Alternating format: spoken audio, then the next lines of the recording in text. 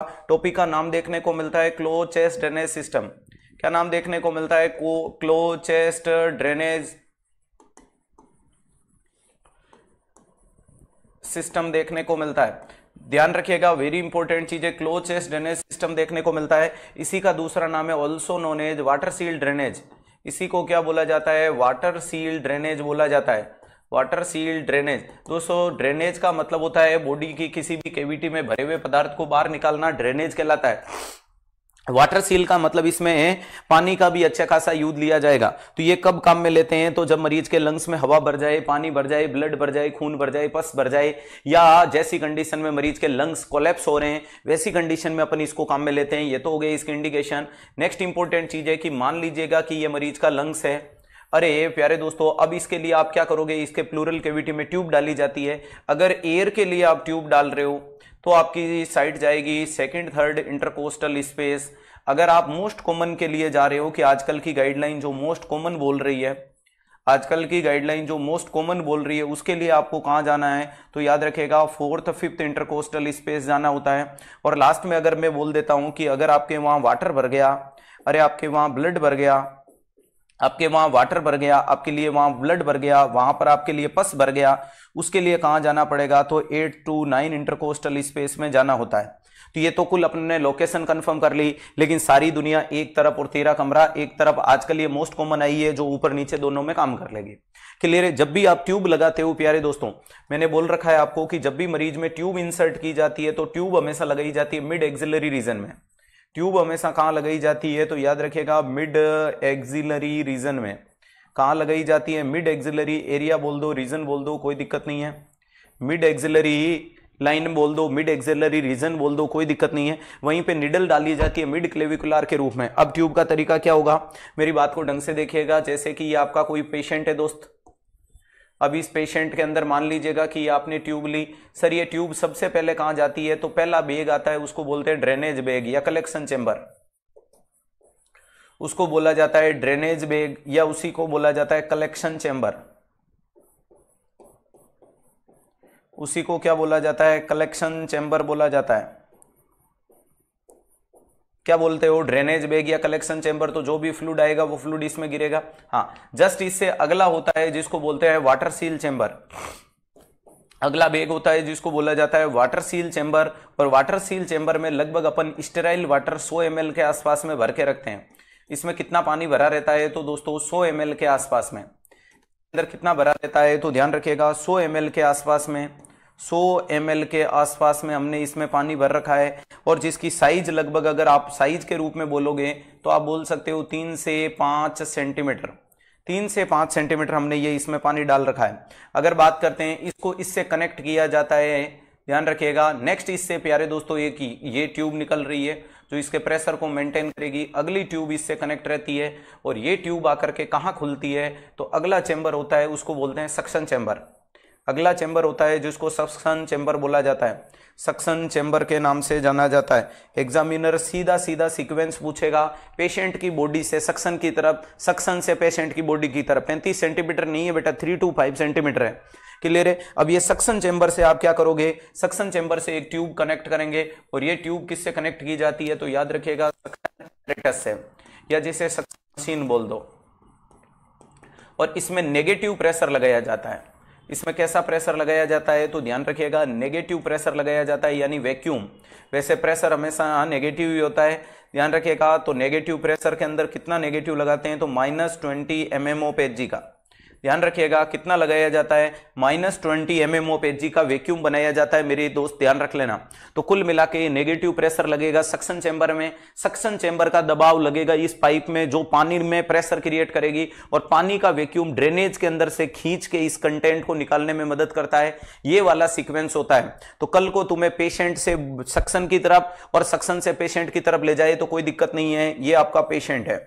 Clear है? इनका arrange the correct sequence कर दोगे ना, कौन सी चीज कैसे देखने को मिलती है।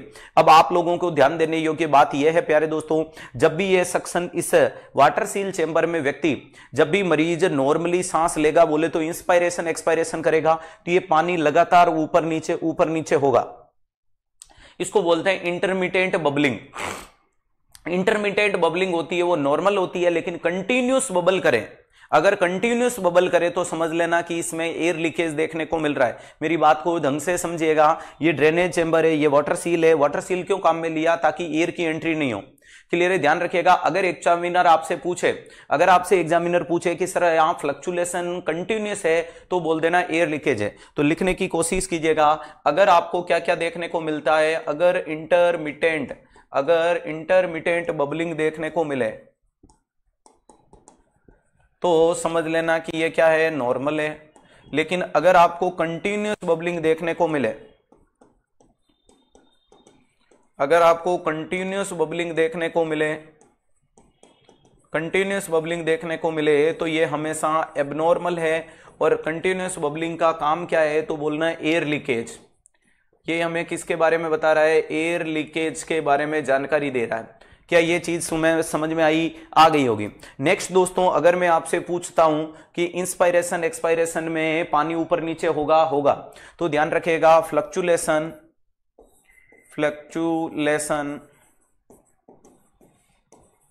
Of water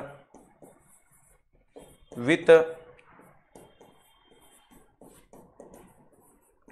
inspiration and expiration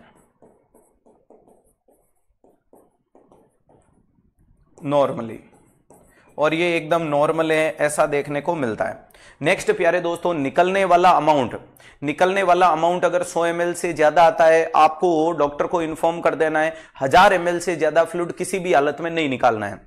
ध्यान रखिएगा। इफ अमाउंट मोर देन, क्या बोल रहा हूं,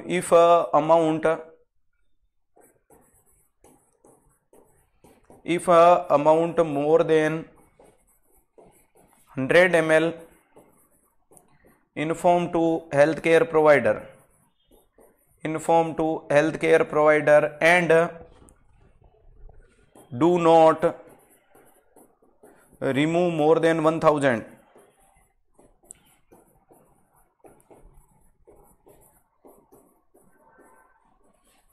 because chances of collapse, क्योंकि किसके चांसेस देखने को मिलते हैं कि मरीज के लंग्स कोलैप्स नहीं हो जाए। 1000 ml से ज्यादा नहीं निकालना है। ऐसे नहीं कि अभी भी आ रहा है निकलने दो, नहीं, वरना मरीज के लंग्स क्या हो जाएंगे, कोलैप्स देखने को मिल सकते हैं। इस चीज पे भी पूरा फोकस करना है। नेक्स्ट इंपॉर्टेंट चीज क्या है कि जो ड्रेनेज सिस्टम है, अरे ड्रेन सिस्टम है उसको हमेशा नीचे रखो। ड्रेनेज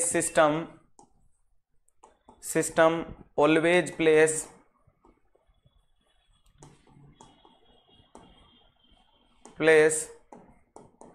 बिलो पेशेंट से नीचे रखो, ताकि वहां ग्रेविटी फोर्स काम करेगी।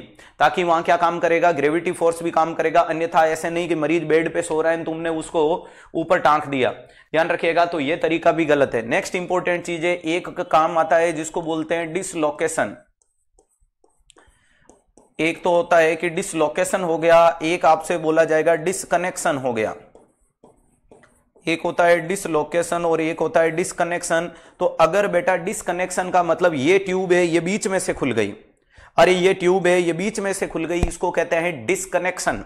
और डिसलोकेशन का मतलब यहां लगाई थी, यहां से उखड़ गई, यहां लगाई थी और यहां से उखड़ गई। तो अगर डिसलोकेशन हो जाती है, भाई डिसलोकेशन हो जाती है तो छाती से ट्यूब खिसक गई, मरीज ने उठा, उठते ही सूचर टूट गया हो या निकल गई, तो क्या करना है, पिंच द स्किन को पिंच करो और प्रिवेंट द एयर एंट्री। तो यहां पर देखने को मिलता है पिंच द स्किन,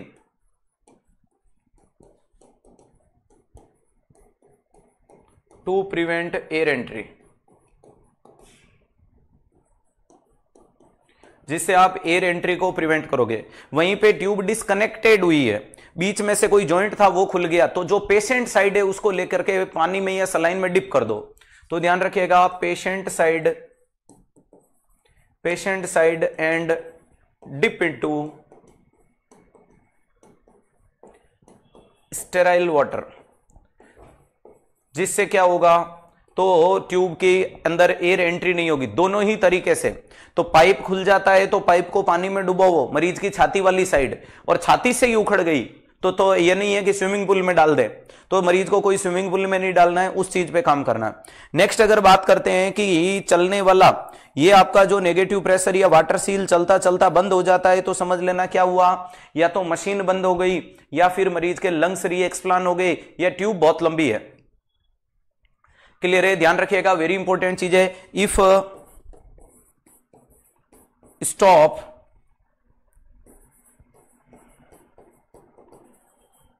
वर्किंग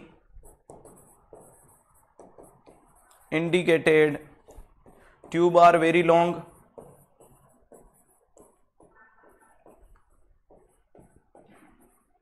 या फिर लंग्स री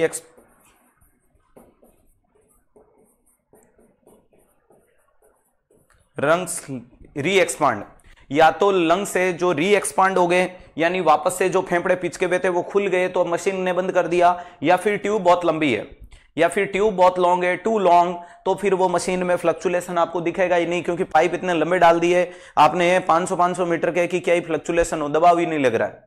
क्लियर है, ध्यान रखिएगा, तो ये वाली चीज पे भी ध्यान रखें, इस पे काम करें। नेक्स्ट अगर बात करते हैं ट्यूब को फिक्स करने के लिए सूचर कौन सा काम में लिया, फिक्स्ड विथ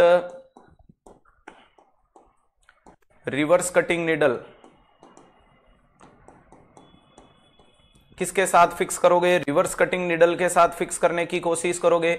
नेक्स्ट ध्यान रखिएगा, सूचर का नाम क्या है, सिल्क, और सिल्क का कलर कैसा होता है, ब्लैक। सिल्क कैसा सूचर है, ब्लैक कलर का सूचर देखने को मिलता है। ध्यान रखिएगा, वेरी इंपॉर्टेंट चीज है, इस पे भी काम करना है। और इसकी क्लीनिंग क्या करनी है, site clean with site cleaning inner to outer. Site की क्लीनिंग कैसे करोगे, इनर टू आउटर की जाती है एवरी शिफ्ट क्लीनिंग करने की कोशिश करोगे। ध्यान रखिएगा, हर 8-8 घंटे में उसके पास से इनर टू आउटर आपको क्या करना है, उसको क्लीनिंग करना है। और जब उसमें सक्शन चैम्बर में जितना भी ड्रेन आता है उसके अमाउंट को डॉक्यूमेंटेड तो करना ही है। तो मोटे मोटे रूप में आपका क्लोज चेस्ट ड्रेनेज सिस्टम या वाटर सील ड्रेनेज सिस्टम हुआ स्वाहा। पड़े हो किसके चक्कर में, कोई नहीं है 360 के टक्कर में। उम्मीद है कि मेरे हिसाब से आपको ये पूरा टॉपिक अच्छे से समझ में आया होगा।